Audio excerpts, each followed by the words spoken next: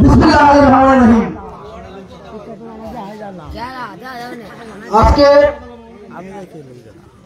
শীতলা ইউনিয়নের 4, 5 এবং 6 নম্বর word BNP কর্তৃক আয়োজিত আগামী জাতীয় সংসদ নির্বাচন ঘোষিত সময়ের মধ্যে নিশ্চিত করা, বাংলাদেশ জাতীয়তাবাদী দলকে তৃণমূল পর্যায়ে শক্তিশালী করার লক্ষ্যে ওয়ার্ড এবং ইউনিয়ন পর্যায়ের কমিটি গঠনের গুরুত্ব আরোপ, দলকে শক্তিশালী করতে এবং আগামী নির্বাচনে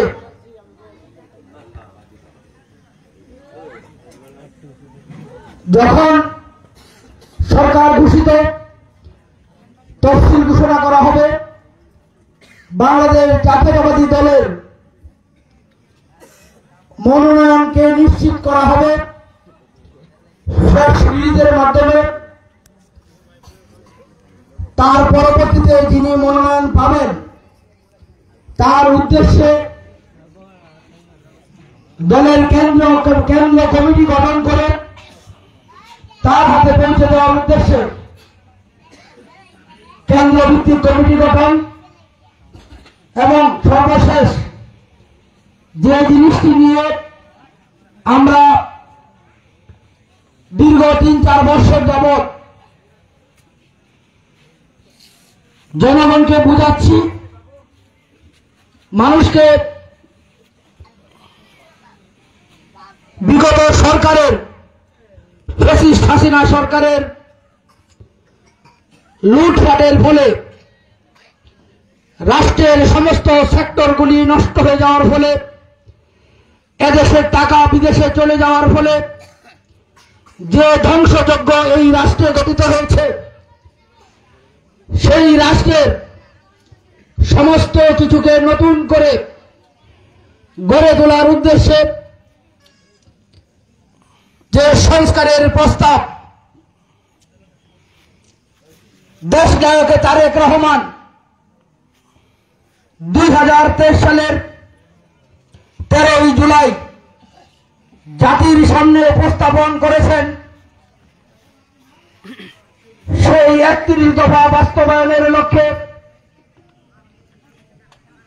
জনগণের সম্পৃক্ততা করার লক্ষ্যে এবং জনগণকে সেই 31 দফার যে গুরুত্ব সেটিকে বুঝিয়ে এবং জনগণকে আশ্বস্ত করে আগামী দিনের যে নির্বাচন অনুষ্ঠিত হবে সেই নির্বাচনে জনমানুষের মনকে জয় করে যাতে আমরা আমাদের সেই কাঙ্ক্ষিত ভোট আদায় করতে পারি, তারই লক্ষ্য নিয়ে জনগণের মাঝে 31 দফার কর্মসূচিগুলোকে বিশ্বাসযোগ্য করে পৌঁছে দেওয়ার উদ্দেশ্যে আজকের এই আলোচনা সভার সম্মানিত সভাপতি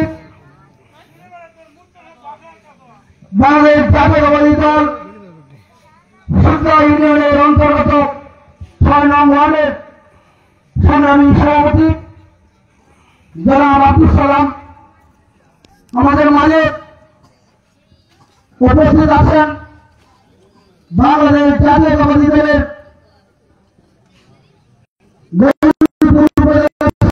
এবং এই শীতলা ইউনিয়নের বিএনপির নেতৃবৃন্দ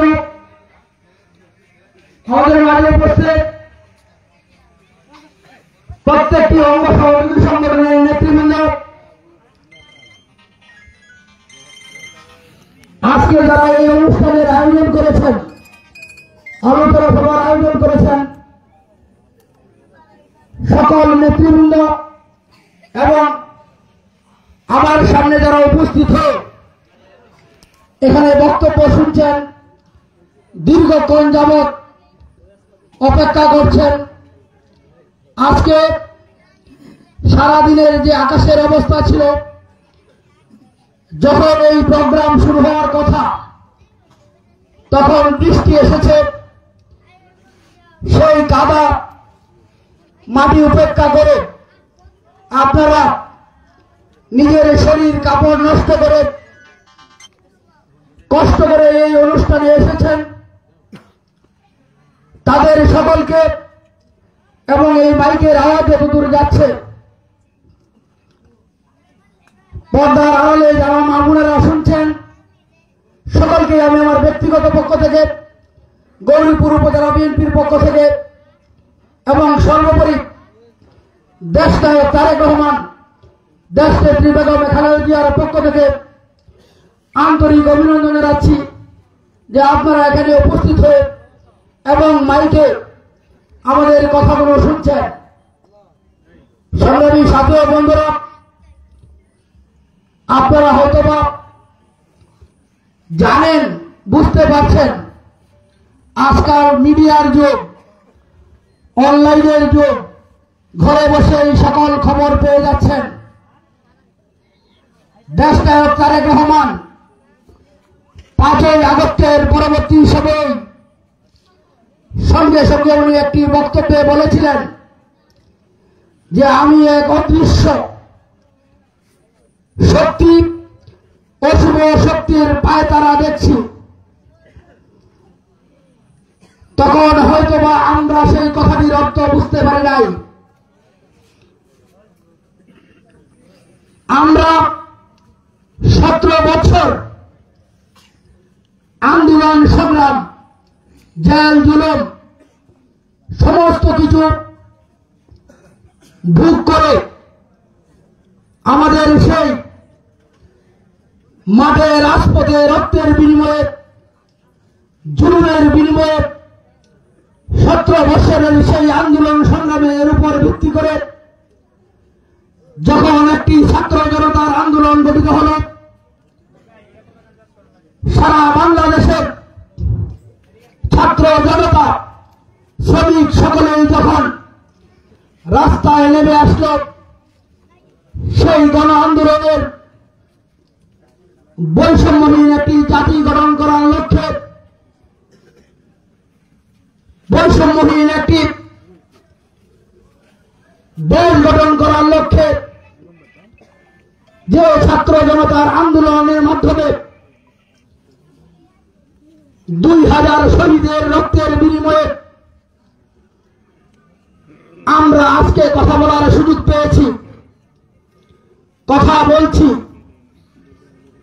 তারপরেও সেই সমস্ত শত্রুরা কিন্তু বসে নেই। তারা তাদের অদৃশ্যভাবে বিভিন্ন ধরনের কার্যকলাপ চালিয়ে যাচ্ছেন। কখনো বা মন্দিরের নামে, কখনো বা জামাত শিবিরের উপর ভিত্তি করে, কখনো বা এনসিপির উপর ভিত্তি করে আজকে বিভিন্নভাবে তাদের পায়ে তারা ঠিকই চালিয়ে যাচ্ছেন। সংগ্রামী সাথী ও বন্ধুরা, আমাদের এই 17 বছরের যে শ্রম, যে নির্যাতন, সেই নির্যাতনের ফসল কিন্তু এই 17 দিনের আন্দোলন। এটা অস্বীকার করলে চলবে না। যখন শেখ হাসিনা পালিয়ে গেল, দেশনায়ক তারেক রহমান ঠিকই বুঝেছিলেন যে তারপরেও একটি অশুভ শক্তি আমাদের মাঝে কাজ করছে, বিভিন্নভাবে পায়তারা করছে। যে জন্য আমরা, যে খুনের রাজনীতির জন্য, যে গণতন্ত্রের জন্য আমার নেত্রী, দেশনেত্রী বেগম খালেদা জিয়া বারবার জেল কেটেছেন, অবরুদ্ধ হয়েছেন, নির্যাতনের শিকার হয়েছেন, সেই গণতন্ত্রের যখন শুভ সূচনা হল, আমরা চিন্তা করলাম অচিরেই একটি সরকার গঠিত হবে। সেই সরকারের প্রধান এবং প্রথম কাজ হবে একটি নির্বাচন দিয়ে তারা নির্বাচিত সরকারের অধীনে দেশকে পরিচালনার দায়িত্ব দিয়ে এই নিরপেক্ষ বা তত্ত্বাবধায়ক সরকার কিংবা অন্তর্বর্তীকালীন সরকার যাই বলেন না কেন তারা খুব দ্রুত চলে যাবে। দেশনায়ক তারেক রহমান সেটি বুঝেছিলেন বলেই অদৃশ্য শক্তির কথা বলেছিলেন। আজকে আমরা দাঁড়িয়ে দেখছি যে সংস্কারের প্রস্তাব তৎকালীন সময় পর্যন্ত কোন রাজনৈতিক দল, কোন বুদ্ধিজীবী, কোন পেশাজীবী সংগঠন, কোন মানবাধিকার সংগঠন এই বাংলাদেশ রাষ্ট্রের পক্ষে আনতে পারেন নাই। সেই সংস্কারের প্রস্তাব দেশনায়ক তারেক রহমান 2023 সালের 13 জুলাই দিয়েছেন। সেই সংস্কারের নামে বিভিন্নভাবে কথাবার্তা চলছে, সংস্কার করে নির্বাচনকে প্রলম্বিত করছেন। বিভিন্ন সংস্কারের দোয়া তুলে আজকে নির্বাচনকে কতদূর নিয়ে গেছেন। এখন ওনারা বলছেন ফেব্রুয়ারির মধ্যে প্রথমার্ধে নির্বাচন হবে। আমরা বিশ্বাস করি, আমরা বিশ্বাস করতে চাই যে সংস্কারগুলো আছে, যে সংস্কারের প্রয়োজন, সমস্ত সংস্কার 31 দফার কাছে 31 দফার মধ্যেই রয়েছে। সেই সমস্ত সংস্কারগুলোই আপনারা করবেন। শুধু নির্বাচনকে প্রলম্বিত করার জন্য, নির্বাচন যাতে সময় মতো না হয় তার জন্য কালকে ফোন করে আজকে সংস্কার করে বিভিন্ন ধরনের কথা বলছেন। সংগ্রামী সাথী বন্ধুরা, আপনারা জানেন যে নতুন করে একটি কথা বলেছিল পিআর পদ্ধতি। পিআরের যে অবস্থা আপনি আমরা আসলে কেউই ভালো করে বুঝি না পিআর কি। আমরা বুঝি একটি আসনে বিভিন্ন দল তার প্রার্থী মনোনয়ন দিবে, জনগণ সরাসরি ভোট দিবে। বাংলাদেশে 300টি আসন, 300টি আসনে এককভাবে কিংবা জোটবদ্ধভাবে বিভিন্ন দল তাদের দলীয় মনোনয়ন দেবে কিংবা স্বতন্ত্রভাবে কেউ নির্বাচন করবে। সেখান থেকে তারা আসন ভিত্তিক ভোটে, জনগণের ভোটের মাধ্যমে নির্বাচনে আসন লাভ করবে। যে সমস্ত জিনিস বিশ্বের বিভিন্ন দেশে চালু করে, মডেল হিসেবে চালু করে ব্যর্থ হয়ে ফেলে দিয়েছেন, বাংলাদেশ নতুন করে পিআর পদ্ধতির নামে বিতর্ক তৈরি করছে। আজকে এই পিআর পদ্ধতি হল সংখ্যাভিত্তিক একটি নির্বাচন, ভোটের হারে।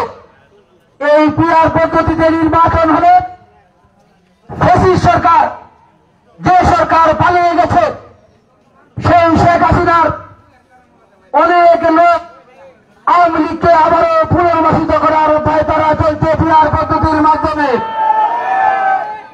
আমরা জাতীয়তাবাদের সৈনিকেরা দীর্ঘ 17 বছর আন্দোলন সংগ্রাম করেছি, জেল কেটেছি। আমরা কোনো 1 দিনের বা 7 দিনের বা 17 দিনের আন্দোলন করি নাই। আমরা কারো লঙ্গির নিচে থেকে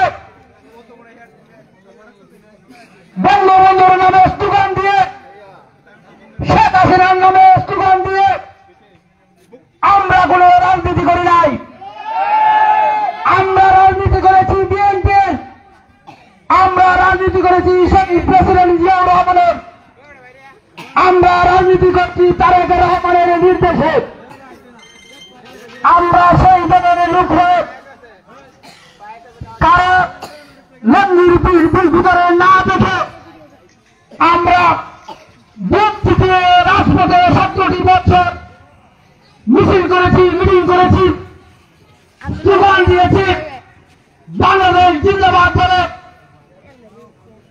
স্লোগান দিয়েছি প্রেসিডেন্ট জিয়া রহমানের নামে, স্লোগান দিয়েছি দেশটা তারেক রহমানের নামে, স্লোগান দেওয়া হয়েছে শেখ হাসিনাকে নামিয়ে দেওয়ার জন্য, স্লোগান দেওয়া হয়েছে স্টেট ডাউন শেখ হাসিনা মুক্তি দিয়ে আমরা বলেছি। আমরা সেই সমস্ত জামাত নামে শিবির নামে আওয়ামী লীগের ভিতর থেকে আমরা উঠে আসি নাই। আমরা অন্য কোন দলের ভিতরে থেকে আজকে নতুন করে আমরা সেই সমস্ত কাজ করি নাই। যে আমরা এসে বিভিন্ন ধরনের মতামত দিচ্ছি যাতে নির্বাচনটা প্রলম্বিত হয়। সুতরাং আমাদের উচিত প্রত্যেকটি জাতীয় সৈনিকের শহীদ প্রেসিডেন্ট জিয়া রহমানের সেই সমস্ত সৈনিকেরা যারা তারেক রহমানের দেশনেত্রী বেগম খালেদা জিয়ার নেতৃত্ব মেনে আজকে যারা রাজনীতি করছেন তাদের উদ্দেশ্যে শুধু একটি কথা বলতে চাই যে আমরা সেখান থেকে পিছপা হব না, কোন ফাঁদে আমরা পা দেব না, অন্যের ফাঁদে পা দিয়ে আমরা কখনো যাতে বিশৃঙ্খল পরিবেশ তৈরি না করি। আজকে আমাদের মূল কাজ হল জনগণকে নির্বাচনের দিকে নিয়ে যাওয়া, জনগণকে উদ্বুদ্ধ করা, জনগণের কাছে যাওয়া, জনগণকে বলা যে ঘোষিত সময়ে যাতে নির্বাচনটা অনুষ্ঠিত হয় সেই জন্য আওয়াজ তোলা। মাঠে ঘাটে ময়দানে যখন মানুষ ভোট চাওয়ার দিকে নেমে পড়বে, সাধারণ মানুষ যখন নির্বাচনমুখী হয়ে যাবে, তখন এই সরকারের কেন কোন শুভ শক্তির সেই নির্বাচন থেকে বাংলাদেশের জনগণকে কখনোই ফিরাতে পারবে না। ঘোষিত সময়ে তাকে নির্বাচন দিতেই হবে। সুতরাং আমাদের প্রাথমিক যে কাজ সেটি হল যে আজকে এই মিটিং যে উদ্দেশ্য হচ্ছে সেটি হল নির্বাচনকে যাতে ত্বরান্বিত করা হয়, যাতে নির্বাচন ঘোষিত সময়ের মধ্যে হয়, আমরা সেই দিকে লক্ষ্য রাখব। কোনোভাবেই আমরা কোন ধরনের চাঁদাবাদী, সন্ত্রাসী কিংবা কোন বিশৃঙ্খল পরিবেশ আমাদের দ্বারা যাতে তৈরি না হয়। আমাদের কাজ একটাই, সেটা হলো আমাদের নির্বাচন। যে নির্বাচনের জন্য, যে ভোটের জন্য এত বছর যাবৎ আপনারা মুখিয়ে আছেন, চেয়ে আছেন কখন একটি নিরপেক্ষভাবে ভোট দিতে পারব, সেই ভোটের মাধ্যমে জনগণের ভোটের মাধ্যমে আমার দলকে রাষ্ট্র পরিচালনার দায়িত্ব যদি জনগণ দেয়, তখন আমাদের সমস্ত সংস্কার দেশনায়ক তারেক রহমানের ঘোষিত সেই ৩১ দফা কর্মসূচি আমরা বাস্তবায়নের মাধ্যমে আমরা এই ১৭ বছরের প্রতিশোধ দেব।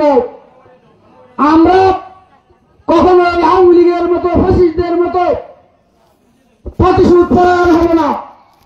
আমাদের কাজ একটাই, আমাদের ৩১ দফা কর্মসূচি বাস্তবায়ন করা। সেই ৩১ দফা কর্মসূচির মধ্যেই আপনার কষ্ট, আপনার যন্ত্রণা, আপনার সমস্ত কিছু উপশম ঘটবে।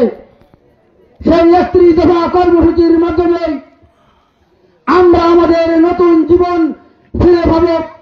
সেই ৩১ দফা বাস্তবায়নের মাধ্যমে কৃষক তার ন্যায্য অধিকার পাবে, কৃষক তার মাঠের ফসল মাঠেই যাতে ন্যায্য মূল্যে বিক্রি করতে পারে, উপযুক্ত মূল্যে বিক্রি করতে পারে, কোন মধ্যস্বত্বভোগী যাতে সেখানে ভাগ বসাতে না পারে, সেটা সচেষ্ট হবে। আমরা ৩১ দফা কর্মসূচি বাস্তবায়নের মাধ্যমে মূল্যস্ফীতির উপর ভিত্তি করে আমরা শ্রমিকদের সেই ন্যায্য মজুরি নির্ধারণ করব। আমরা ৩১ দফার মাধ্যমে জাতি গোষ্ঠী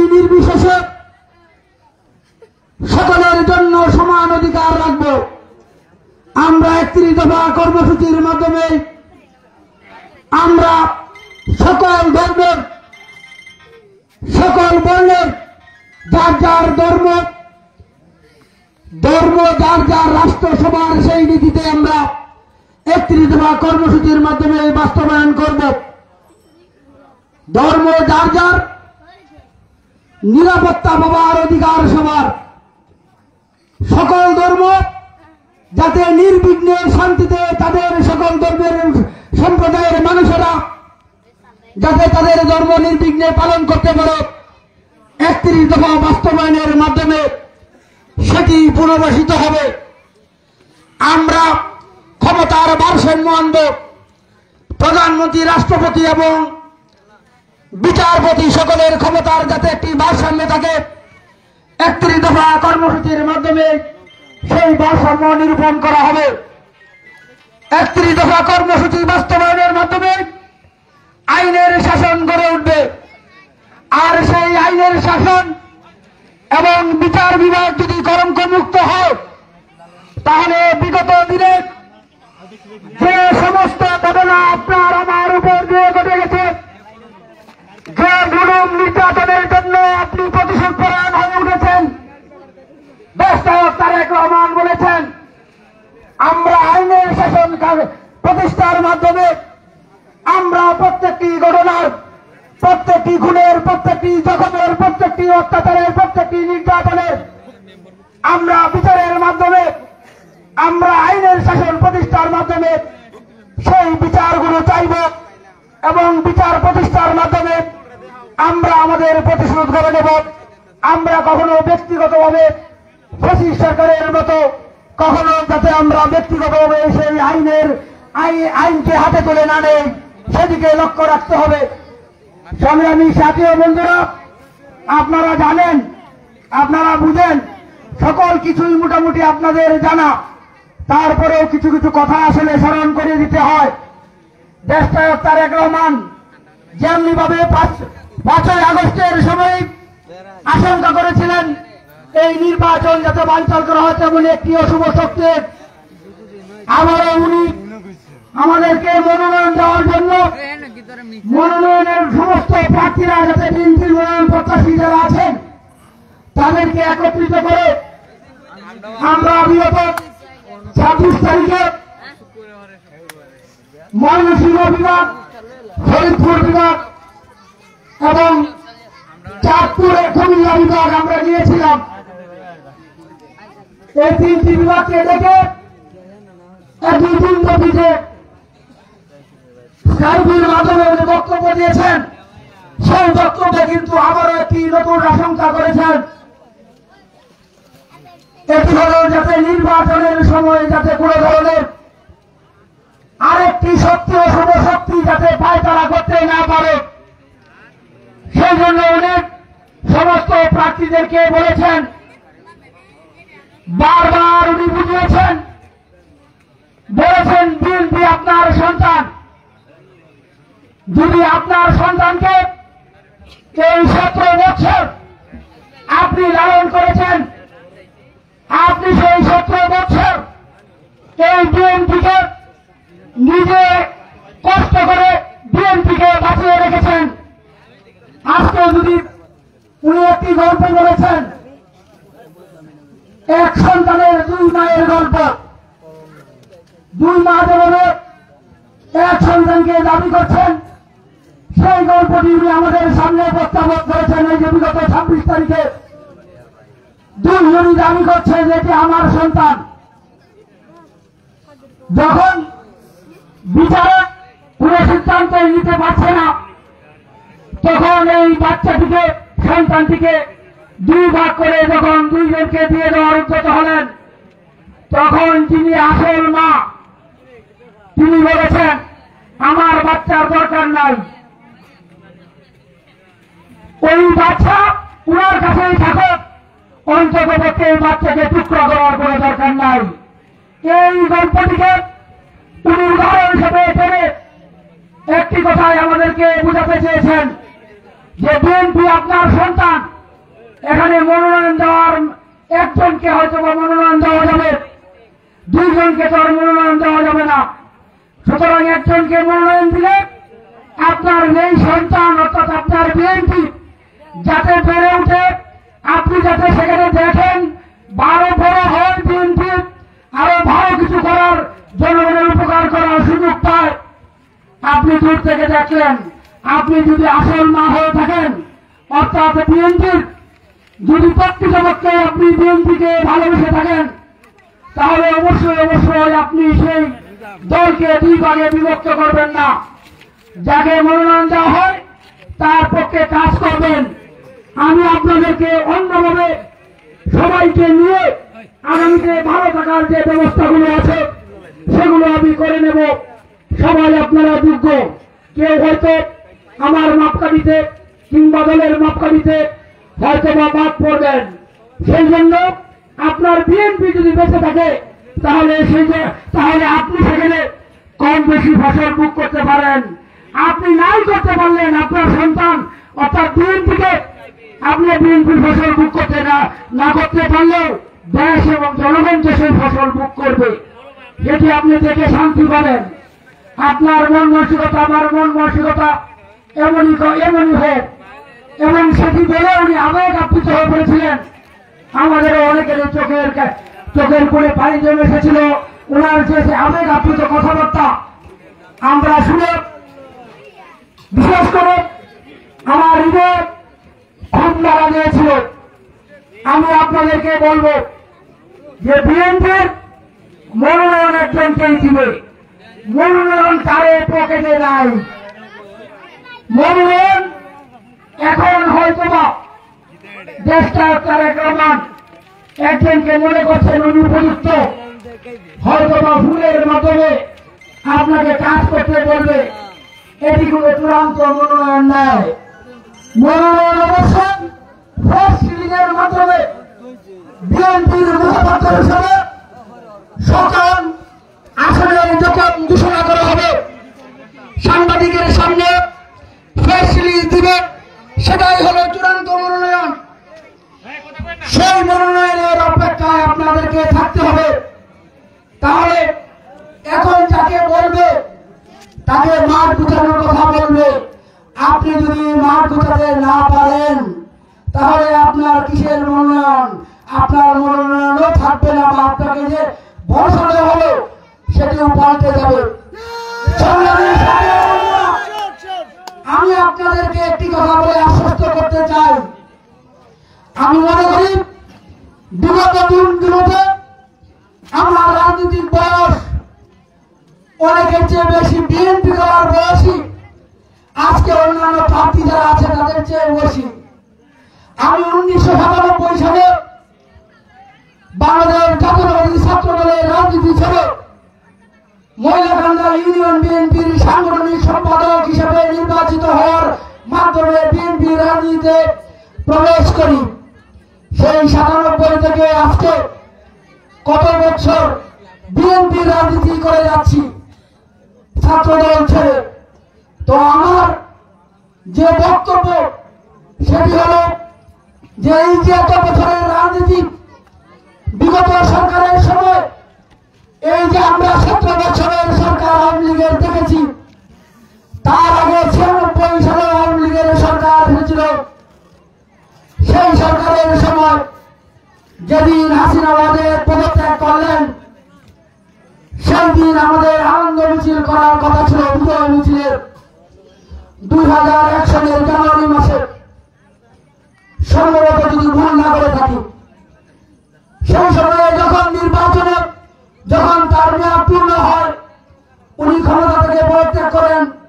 12টার সময় পদত্যাগ করার কথা বিএনপি ঘোষণা দিয়েছিল যে আমরা বিজয় মিছিল করব।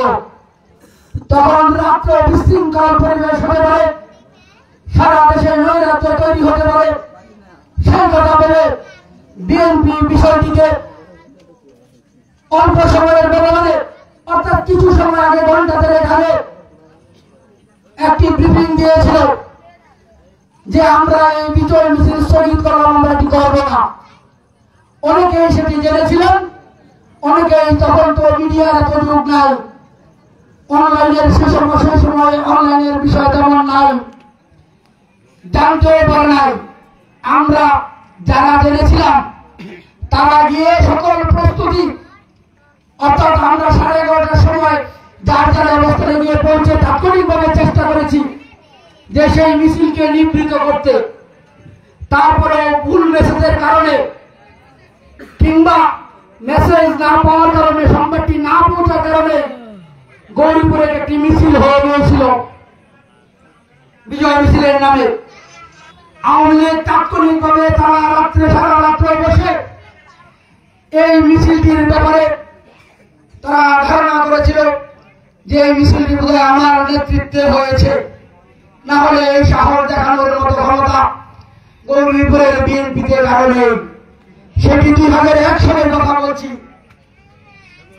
তখন ভোরবেলা তৎকালীন সময়ে আওয়ামী লীগের সাধারণ সম্পাদক, সিনিয়র সহসভাপতি, সাংগঠনিক সম্পাদক, ছাত্রলীগের প্রেসিডেন্ট, যুবলীগের প্রেসিডেন্ট সকলের উপস্থিতিতে প্রায় 200-250 লোকজন আমার বাসায় অ্যাটাক করলো, সশস্ত্রভাবে হামলা করলো। আমি যখন জানলা দিয়ে দেখলাম যে এত সিনিয়র নেতৃবৃন্দ উপস্থিত হয়েছে, আমি তাদের সামনে বাবা মা পরিবারের কথা চিন্তা করে, যেভাবে টিন টুনে কুপাট হচ্ছে, যেভাবে ঘরবাড়িতে রামদায়ের কূপ দেওয়া হচ্ছে, আমি বেরিয়ে যাই, যা হবার হবে আমারই হবে। আমার রাস্তার পাশে আমার বাসা। আমি বেরিয়ে গিয়ে যখন এই সিনিয়র লোকগুলোর সামনে পড়লাম, মনে সাহস দিয়েছিলাম যে এই সিনিয়র লোকগুলোর সামনে, এত বয়স্ক, এত আওয়ামী লীগের এত বৃহৎ নেতা, তাদের সামনে হয়তো আমাকে কেউ আঘাত করবে না, এই মনের জুড়ে আমি বেরিয়েছিলাম। সেই সময় বেরিয়ে যাওয়ার পরপরই আমার উপর চুপুরি রামদায়ের কূপ চলল। আপনারা ভালো করে লক্ষ্য করে দেখবেন, মাথার এই পাশে আমার দাগ আছে, পিছন দিকে কাটা আছে, এখনো একটি আঙুল আমার 3বার অপারেশন করার পর আমি ঠিক করতে পারি নাই। সেই অবস্থায় যখন মৃতভাবে আমাকে ছেড়ে চলে গেল সবাই, আমি কোনো মতে একটি রিক্সার উপরে পড়ে গেলাম, একটি খালি রিক্সার উপরে। তারপরে কিভাবে আমি হাসপাতালে গেলাম, কিভাবে মানুষ গেলাম আমি বলতে পারবো না। তারপরে আমাকে কেন্দ্র করে সেখানে বিএনপি জনসভা রাখলো, হল পার্কে আওয়ামী লীগ পাল্টাপাল্টি জনসভা রাখলো, 144 জারি হলো। আমাদের ইউনিয়নের অন্যান্য জায়গা 25 জন নেতা কর্মী সেদিন জেল কেটেছেন। আমার সেই আহত অবস্থায় ট্রেন বেড়ে যখন চরমোড়া হাসপাতালে আমি আছি, আমার হাতে 2 হাতের কোথাও হ্যান্ডকাপ লাগানোর সুযোগ নাই, আমাকে গ্রেপ্তার করা হলো।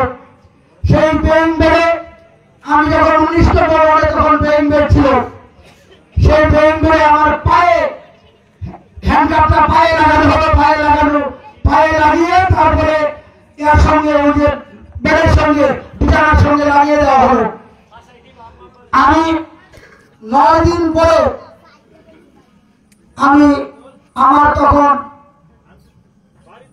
একসাথে 7টি মামলা দিয়ে আমাকে সেখান থেকে যখন একটু সুস্থ হলাম, আমার হাতে ব্যান্ডেজ, কাজ করার কোনো ক্ষমতা নাই, আমাকে কোর্টে হাজির করা হলো। তৎকালীন সময়ে উনি একদিনে 4টি মামলা জামিন করালেন, আবার পরবর্তীতে 3টি মামলা জামিন করে আমার 7 দিনের মধ্যে আমাকে বের করে নিয়ে আসলেন। আমার সেই যে বিষয়গুলো আপনাদেরকে বলার অর্থ হলো এটাই যে নির্যাতন, যে নিপীড়ন, আপনারা হয়তো অনেকে হয়তো 17 বছরের গল্প করে থাকে। আমি কিন্তু সেই সময়ে 27টি মামলার আসামি ছিলাম, সেই 96 সরকারের সময়ে। দেখতে হয়তো বয়সে অনেক কম মনে হয়, বয়স অনেক কম থাকা অবস্থায় আমি বিএনপিতে যোগ দিয়েছিলাম। বয়স অনেক কম থাকা অবস্থায় আমি রাজনীতিতে ফসল পেয়েছিলাম। আমার বয়স অনেক কম থাকার ফলেও আমি যখন ইউনিয়ন পরিষদের নির্বাচিত চেয়ারম্যান হয়েছিলাম, আমি কিন্তু দলের জন্য সেই নির্বাচনে যখন ইউনিয়ন পরিষদের 2003-এ চেয়ারম্যান হলাম, যখন আমার দল, এই কথাটির সূত্রটুকু একটু বলছি, আসলে ধৈর্য হারা হবেন না, কেউ যদি বলেন কথা বলবো, না হলে বন্ধ করে দেব। সেই সময়ে যখন এত কিছু করার পরেও দল যখন ক্ষমতা আসলো, এফএম নজরুল হুদা সাহেব ফেল করলেন 2001-এর নির্বাচনে, বিএনপি ক্ষমতায়। আজকে এমন প্রার্থী আছেন, ওই নির্বাচনে বিরোধিতা করে লাঙ্গল প্রতীক দিয়ে ইলেকশন করেছিলেন। আজকে প্রার্থী আছেন, আজকে আমার সঙ্গে যে নির্বাচনে প্রার্থী হয়েছেন, এমন একজন আছেন, আমি কারো নাম বলতে চাই না। 2001 সালে দেশ নেত্রী বেগম খালেদা জিয়া নির্বাচনী বক্তব্যে এসে বলে গিয়েছিলেন, আমি আপনাদের সমস্ত দাবি মেনে নেব, আপনারা শুধু আমার একটি দাবি মেনে নেন। আমাদের নেতা, যিনি আমার স্বামী শহীদ প্রেসিডেন্ট জিয়াউর রহমানের সঙ্গে রাজনীতি করেছেন, এফএম নজরুল হুদা, উনাকে আপনারা ভোট দিয়ে পাস করান, আমি সমস্ত দাবি মেনে নেব। অর্থাৎ ইঙ্গিত দিয়েছিলেন উনি ওনাকে মন্ত্রী বানাবেন। আমরা এই সমস্ত কুলাঙ্গারদের জন্য ওই সময় আসন হারিয়েছিলাম।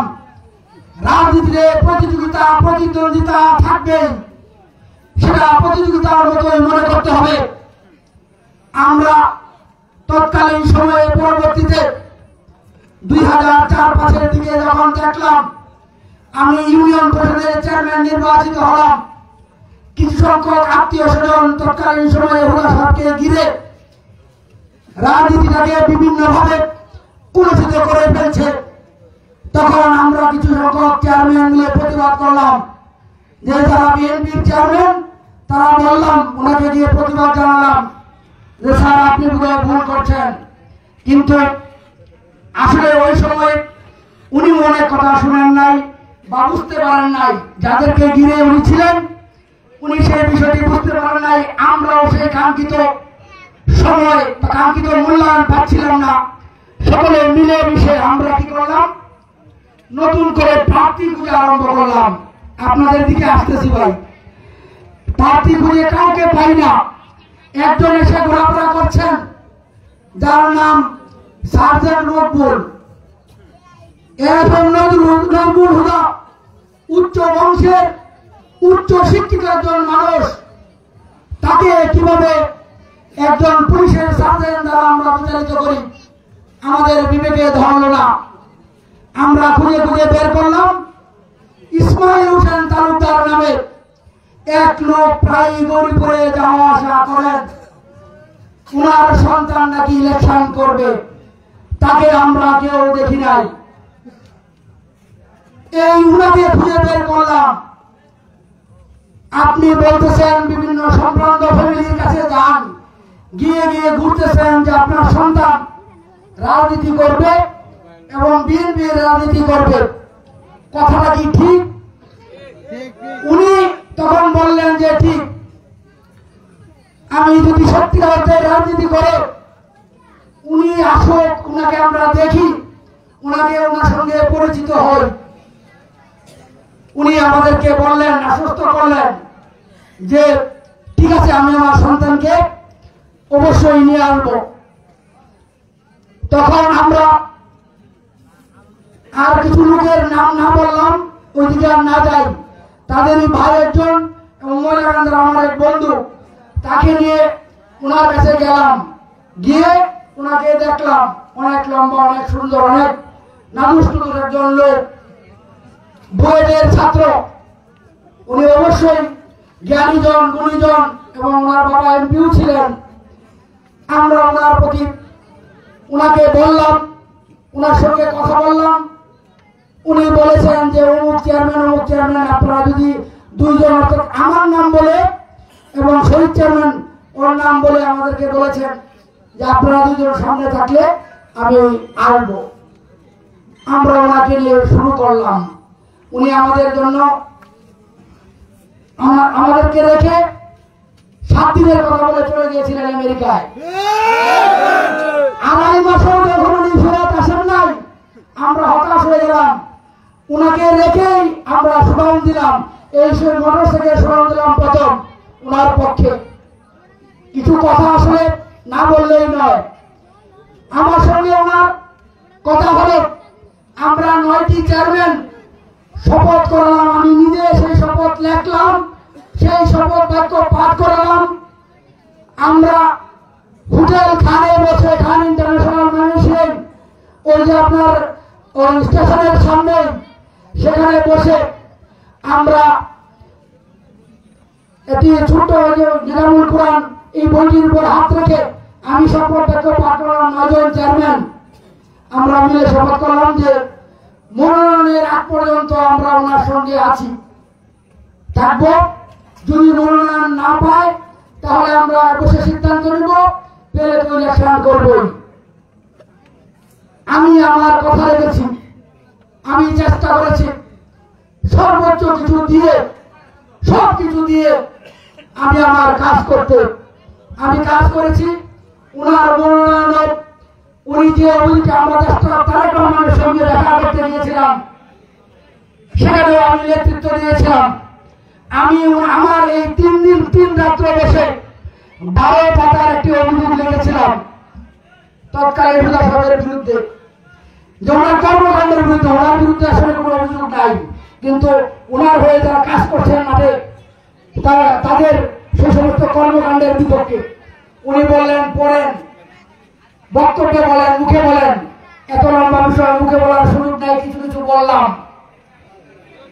উনি তখন সেই সমস্ত বিষয় বিবেচনা করে হয়তো বা যিনি এখানে মনোনয়ন পেয়েছিলেন ইকবাল সাহেব, ওনার নিজের যোগ্যতাও আছে, সমস্ত কিছুর বিনিময়ে হয়তো বা সমস্ত কিছু ফলেই হয়তো আমাদের কিছু শ্রম, ওনার বাকি যোগ্যতা ধরে নিলাম, ওনার যোগ্যতায় উনি মনোনয়ন পেয়েছেন।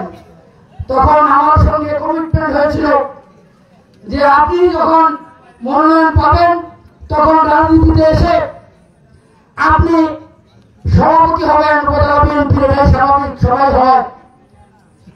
আপনি সভাপতি ডিক্লারেশনের পরে সেক্রেটারি যে পদটা আছে সেই পদটা সরাসরি ভোটাভুটি দিয়ে দিবেন।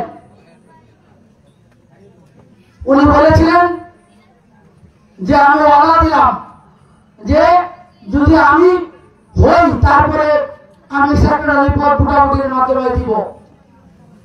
কিন্তু উনি ওনার সামান্য কথাটুকু রাখলেন না। উনি, আমরা জানি যে আহ্বায়ক কমিটি গঠিত হওয়ার পরে 2009 সালে একটি আহ্বায়ক কমিটি গঠিত হয়েছিল, উনি আহ্বায়ক হয়েছিলেন। উনি আহ্বায়ক হওয়ার পরে উনি যখন আমরা ওনাকে সভাপতি ডিক্লেয়ার করলাম, যখন সেক্রেটারির কথা হলো তখন উনি নিয়ে যাদেরকে বিচারক বানালেন, যে 4-5 জন বিচারক, তারা ময়মনসিংহ মুস্তাফিজ হোটেলে বসে এই বিচারকদের মধ্যে একজনকে সভাপতিকে ইনফ্লুয়েন্স করলেন, আপনি সভাপতি সেক্রেটারি প্রার্থী হন, আপনাকে আমি অনুমোদন দিয়ে দিই। আমরা এই বিষয়টি প্রতিবাদ করলাম। আজ পর্যন্ত সেটি ফসল উনি গড়ে তুলতে পারলেন না, এরকম কাজ করতে পারলেন না। আমি বলেছিলাম যে আপনি এমপি ইলেকশন করবেন, আমি উপজেলা ইলেকশন করব। যখন 2008-এর নির্বাচনে উনি যখন ফেল করলেন 1 লাখের বেশি ভোটের ব্যবধানে, আমি ওনাকে বললাম 13ই ডিসেম্বর 29 ডিসেম্বর ইলেকশন হয়েছিল 2008 সালের 13ই ডিসেম্বর আমি ইউনিয়ন পরিষদের চেয়ারম্যান থেকে যখন পদত্যাগ করব তখন নিয়ম উপজেলা ইলেকশন করতে হবে। আপনারা কথাগুলো শুনে রাখেন, যদি কেউ একদিন মিথ্যা প্রমাণ করতে পারেন রাজনীতি ছেড়ে চলে যাব। কারো বিরুদ্ধে বদনাম বলতে আসি নাই, প্রসঙ্গক্রমে সত্য কথাটুকু বলছি, না হলে এগুলো আমি কখনো বলি না কোনো বক্তব্যে। আপনাদের এখানে অনেক মানুষ অনেক ধরনের সংশয়ে থাকেন, অনেক ধরনের দ্বিধাদ্বন্দ্বে থাকেন। আমাকে নিয়ে ওই যে উনিতুল্লাহ পক্ষে ছিলেন, উনি গরিবপুরে এনেছেন, এই আপনাদের সন্তান বলে, আপনাদের এই মাটির মানুষের লোক বলে, আপনাদের এই সিদ্ধান্ত লোক বলে আজকে আপনাদের সামনে কথাগুলো বলছি, নাহলে কোথাও আমার রাজনৈতিক বক্তব্যে কোনোদিনও আমি সমস্ত কথাবার্তা বলি না। আজকে সেটুকু বলছি সিদ্ধার মাটি বলে যে আপনাদের জেনে রাখা উচিত। আমি ওনাকে যেদিন প্রথম দিন ওনার সঙ্গে বৈঠক হলো, আমার সেক্রেটারি হওয়ার স্বপ্ন আছে উপজেলা বিএনপির। আমার যেহেতু আমি ইউনিয়ন পরিষদের চেয়ারম্যান, আমার যদি কখনো উপজেলা পরিষদের নির্বাচন হয়, সেই নির্বাচন করার ইচ্ছা আমার আছে। এই দুটি কথা ওনাকে বলেছিলাম। অনেকের অনেক দাবি দেওয়া, এই দাবি দেওয়ার মধ্যে কেউ ছিল না। আমি এই দাবিতে ছিলাম যে পদটি আমি চেয়েছিলাম সেটি হলো গণতান্ত্রিক ভাবে। আমি চাই না আপনি আমাকে দিবেন। আমার স্বপ্ন ভোটের মাধ্যমে কমিটিতে যাওয়ার। আমার স্বপ্ন হলো যে আমি ছোট থেকেই ছাত্রদল থেকে আরম্ভ করে যেখানে গিয়েছি, এই গৌরপুরে উত্তরের রাজনীতিতে আমি গণতন্ত্র দেখি নাই, ভোটের রাজনীতি দেখি নাই। পার্শ্ববর্তী জায়গায় দেখি ভোট হয়, পূর্ববঙ্গে ভোট হয় কমিটি গঠনের সময়, কিন্তু গৌরপুরে কিংবা উত্তরে মোটামুটি হয় না, রেকর্ড নাই। সেই ৭৯ থেকে আরম্ভ করে এ যাবৎ বিএনপির মোটামুটি হয়ে কমিটি হয় নাই।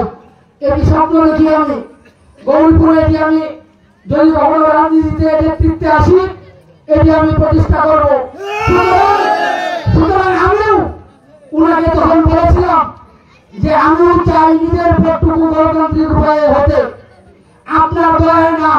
আমি জানি আমার শ্রম বেশি, আমার কষ্ট বেশি, আমি ব্যয় করেছি বেশি আপনার জন্য, আপনি ব্যয় করবো বেশি, শ্রম দিব বেশি, রিস্ক করবো বেশি, মামলাও আমি খাবো, এটি আমি জানতাম। যেন ওনাকে এগুলো বলেও বলেছিলাম আমাকে আপনার নেতৃত্ব দিতে হবে না, আপনি শুধু নিরপেক্ষ থাকবেন। সভাপতি নির্বাচিত হওয়ার সময় শেষ, আপনি সভাপতি হয়েছেন দলের, সেক্রেটারির জন্য বললেন যে আপনারা মোটামুটি করেন। এটুকু ওনার কাছে চেয়েছিলাম। আর উপজেলা নির্বাচন সেটি জনমানুষের মুখের ব্যাপার, ইতর লোকের ব্যাপার না। এটি আমি চাওয়ার পরে উনি একটি বললেন না। দ্বিতীয় দিন বেলায় আসি, উপজেলা পরিষদ নির্বাচন।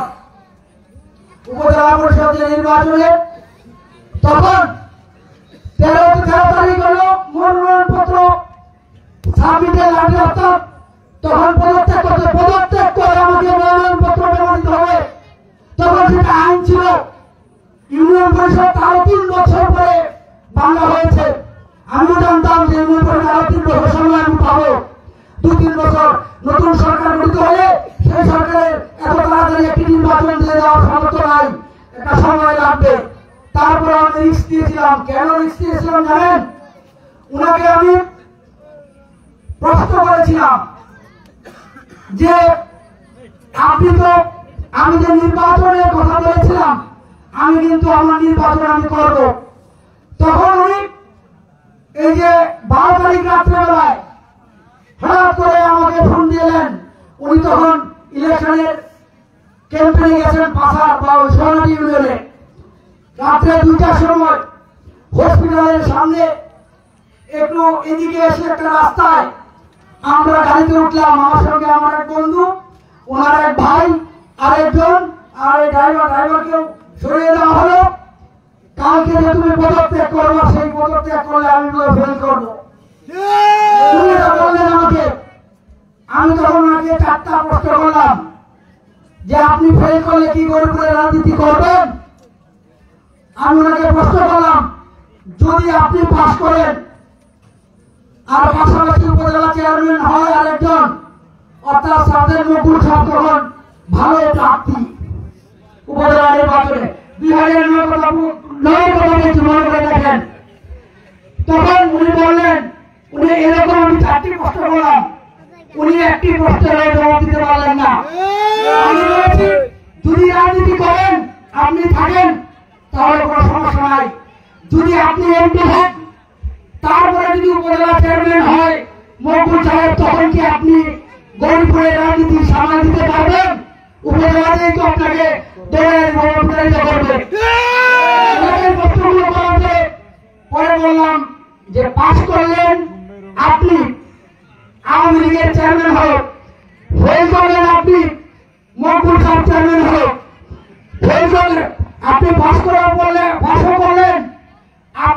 চেয়ারম্যান হলো আপনার সঙ্গে, তখন কি হবে? তখন কিরানিতে 4টি মাস সই করার পরে উনি তাৎক্ষণিকভাবে ঘুরে গেলেন, বললেন যে আমাদের দলের প্রার্থী সুলতান ভাই যখন এই ইউনিয়ন থেকে নির্বাচন করেছিলেন, উপজেলা নির্বাচন করেছিলেন, আপনারা হয়তো ভালোভাবে খেয়াল করে দেখেন, মনে থাকে, তখন উনি বললেন যে তুমি নির্বাচন করো। আমি আসলে এভাবে ভাবি নাই।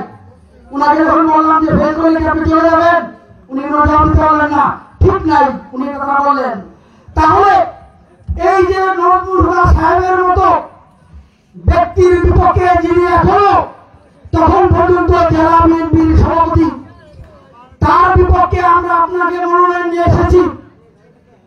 আমরা মনোনয়ন পেয়েছি দুইবার, ইতিমধ্যে 2বার হয়ে গেল। একবার তো অনির্বাচনের সময় ভেঙে গেল নির্বাচন হলো না, তার পরবর্তীতে 2008 কথা বলছি, আমরা মনোনয়ন পেলাম। তাহলে আমাদের কি দাঁড়াচ্ছে যে আমরা যে এই যে একটি শক্তির বিপক্ষে যদি ফেল করতেন আপনি, যদি আপনি চলে যান, তাহলে এই যে এতগুলো লোকরে আমরা একটা দলীয় গ্রুপিত হয়ে গেছে, একটা পক্ষের দিকে একটা পক্ষের দিকে, এটা তো বাস্তবতা। তাহলে আমাদের কি করা হবে? আমরা কোথায় যাব? এনটি গ্রুপের প্রার্থী উপজেলা চেয়ারম্যান, নিজের গ্রুপে কোনো প্রার্থী নাই আপনার, ঠিক আছে? তখন উনি বললেন যে ঠিক আছে তুমি মনোনয়নপত্র জমা দাও। উনি তখন বুঝতে পারলেন যে এই কোশ্চেনগুলো করে আসলে জবাব দেওয়ার কিছু নাই। উনি তো নিজেও জানেন না এর উত্তর কি হবে, বাস্তবতা কিন্তু এটুকু। আমি তখন ওনাকে উনি বললেন আমি যাবো, তখন আমার একটু আবেগ আপ্লুত হয়েছেন কথাগুলো শোনার পরে। উনি বললেন যে আমি নিজে যাবো, আমি হচ্ছে বিএনপি আরো 3 জন প্রার্থী আছে, আপনি যাবেন না, আপনি এক জায়গায় বলবেন, আমি আপনাকে সালাম করে পাঁচবার সালাম করে আমি মনোনয়নপত্র জমা দেবো। আরেকটি কথা বলে নেই যে 29 তারিখ নির্বাচন, তার আগে বিন্দু মাত্র শব্দ আমি করবো না। উপজেলা ইলেকশন শেষ, এমপি ইলেকশন শেষ, তারপরে আমি নির্বাচন শুরু করবো। সুলতান ভাই, সার্জেন্ট মকবুল সাহেব, তারা কিন্তু মাঠে ঘাটে চষে বেড়াচ্ছেন, তারা কিন্তু ধানের শীষের নির্বাচন করার নামে তারা ছিলেন না। তারা গিয়ে জায়গায় জায়গায় বক্তব্য দিতেন তৎকালীন সময়ে যে আমাকে দল এমপি দিয়েছে, ওই ইকবাল সাহেবকে আমাকে উপজেলা চেয়ারম্যান মনোনয়ন দিয়েছে, এই কথা বলে তারা মাঠে ঘাটে প্রচার দিতে থাকলেন। তখন আমারও যখন উনি একটি কথা বলেছিলেন যে 4 জনকে সবাই তো আমার বিক্রি করবে, আমি বলেছিলাম যে নির্বাচন মানে উদ্যোগের তারিখ হলো 31 ডিসেম্বর, নির্বাচনের এমপি 2 দিন পরে যদি সবাই এসে আপনার নির্বাচন করে, ধানের শীষে নির্বাচন করে অন্য প্রার্থীরা, আমি ওয়াদা দিচ্ছি যে 31 তারিখ আমি আমার মনোনয়নপত্র উদ্যোগ করে দেব, আমি নির্বাচন করব না। যদি না করে তাহলে আমি নির্বাচন করব। বিষয় হলো নিজের অস্তিত্ব টিকিয়ে রাখা, নিজেকে জলাঞ্জলি দিয়ে আমি সেদিন প্রার্থী হয়ে ইলেকশন করেছিলাম উনার পক্ষে। উনি 22 জানুয়ারি ইলেকশন ছিল, উনাকে বললাম যে কি করবো নির্বাচন, দেখো দল কি করে। দল সিদ্ধান্ত আসলো দল নির্বাচনে যাবে বিএনপি। আমি নির্বাচন করলাম, প্রার্থী দাঁড়িয়ে দিলাম। উনি আসবেন, আমাকে নিয়ে কাজ করবেন, আমাকে ঘোষণা দিলেন যে আপনারা সবাই তার পক্ষে কাজ করেন। 17 তারিখ হয়ে গেল, এখনো ওনার কোনো খোঁজ নাই। 18 তারিখ সম্ভবত উনি আসলেন গৌরীপুরে, এসে তবু মুখে বললেন না যে আমি প্রার্থী। জনগণ যখন লোকজন নেতৃবৃন্দ যখন সবাই ধরেছে হিরোর অবস্থা যথেষ্ট ভালো, একটু বলে দেন, তখন উনি বললেন যে ঠিক আছে আপনারা যা বলছেন তাই।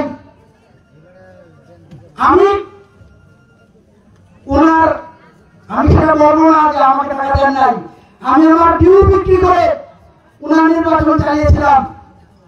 তখন উনি টাকাগুলো আমাকে দিয়ে দিয়েছেন, এটা অস্বীকার করবো না যে আমি এই ধরনের কোনো লেনদেনে কখনো ওনার সঙ্গে যাইও নাই, কখনো উনি আমার সঙ্গে কোনো প্রতারণা করেন নাই। এই ধরনের কথাবার্তা আমার সঙ্গে নাই, অন্তপক্ষে কেউ বলতে পারবে না, উনি নিজেও বলতে পারবেন না। উনি ওনার টাকা আমি যেগুলো ব্যয় করেছিলাম সেগুলো দিয়ে দিয়েছেন। উনি 1 লাখ টাকা আমার ওয়াইফের কাছে আমার উপস্থিতিতে উনি দিয়ে আসলেন দেখে বলে নির্বাচনে ব্যয় করতে। হাস্যকর ব্যাপার। যদি আমি ওনার প্রায় 10 লাখ টাকা ব্যয় করতে পারেন, নির্বাচনের পরবর্তী দিয়ে দিতে পারেন বা দিয়ে দিতে পরিশোধ করেছেন, উনি তো আমাকে সেরকম একটা কিছু করা উচিত ছিল যাতে আমি অর্থনৈতিকভাবে আমার টেনশন না করতে হয়। যাই হোক, আমি ওনার প্রতি, যেহেতু ওনার প্রার্থী, আমি ওনার প্রতি, ওনার কারণে প্রার্থী হয়েছি, ওনার কারণে পদত্যাগ করেছি, ওনার কারণে ইউনিয়ন চেয়ারম্যান ছেড়ে দিয়েছি। উনি আমাকে ভোট দিলেন বালিগুড়ি কেন্দ্রে 9 ভোট, দীপপুর কেন্দ্রে 3 ভোট, ওনার কেন্দ্রে 11 ভোট। এই হলো আমার শীতলার অবস্থা। প্রত্যেকটা প্রার্থী টাটার ইউনিয়নে 6000 ভোট পেয়েছে, কেউ কারণে এই প্রভাব দিয়ে লাগলো আমার ইউনিয়নে। সুলতান ভাই আমার ইউনিয়নের কেন্দ্রে ফার্স্ট হয়ে গেছেন। কোন মতে উপজেলা ইউনিয়ন পরিষদে 4400 ভোট পেয়েছিলাম, 4444 ভোট পেয়েছিলাম। আমার ইউনিয়ন পরিষদে বলা হলো উপজেলা পরিষদ আমি একলা প্রার্থী আমার ইউনিয়নে 3700 ভোট। উনি এই এলাকা তাদের ছিল, দায়িত্ব ছিল নপাই সহ এই অংশটা উনারা দেখবেন, আর বাকি গরিব আমি দেখবো। তো আমি এরকম ভোট পেলাম। ইনশাআল্লাহ উনি অনেক কাজ করেছেন। পরবর্তী ইলেকশনে, উপজেলা ইলেকশনে আমার আর বুঝতে বাকি রইল না যে আমি আর কোন সহযোগিতা ওনার কাছে পাবো। উনি কমিটিটাও করলেন না। আমি ভিন্ন পথে দৌড়াদৌড়ি শুরু করলাম। মনে হলো আসলে অনেক বড় ভুল করেছি। মতো ব্যক্তিকে রাজনীতিতে তাড়িয়ে দিয়েছি, এক ধরনের তাড়ানো হতো। যদিও আমি কোন অসৎ কাজ করি নাই, দলের বিপক্ষে যাই নাই, কেউ বলতে পারবে না কখনো দলের বিপক্ষে আমার কোন অবস্থান নাই। প্রতিযোগিতা, একজনকে দিয়ে প্রতিযোগিতা করিয়েছি, সেই প্রতিযোগীর সঙ্গে আমি ছিলাম, সেখানে হয়তো পাল্লাবাজি করেছি, এটি কোনো অন্যায় কাজ না। আজকে এখানে যারা আছেন, আমার পক্ষে আছেন মনোনয়ন দলে, আরেকজন তার পক্ষে চলে যাবেন ধানের শীষের, এটি আমি কামনা করি। এটি যে আমি ভুলে করি, আপনারা সেই ভুল করবেন না। আপনারা ধানের শীষের লোক, আমি হয়তো লুবে, আমি হয়তো বিভিন্ন কারণে বিভিন্ন ভাবে বসে আমি হয়তো চিন্তা করতে পারি, কেউ হয়তো মনে করতে পারে সকল মানুষ,